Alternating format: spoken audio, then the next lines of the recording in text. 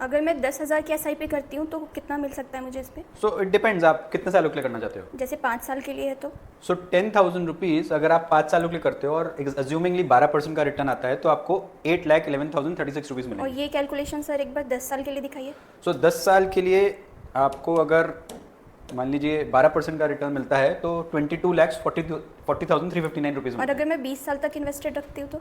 Okay, सो 20 साल के लिए अगर आप करते हो और 12% का ये इंटरेस्ट लेते हैं तो 91,98,574 मिलेगा। और ये 40 इयर्स का कैलकुलेशन क्या रहेगा? रुको रुको रुको। So what I can do is I will give you a simple way. अगर आप 10,000 रुपीज़ की SIP फॉर 5, 10, 15, 20, 25, 30 ईयर्स करते हो और चाहे 10%, 12%, 15%, 20% का रेट ऑफ इंटरेस्ट आपको अज्यूम करना है, प्रॉफिट इंटरेस्ट अज्यूम करना है, तो I have a simple way.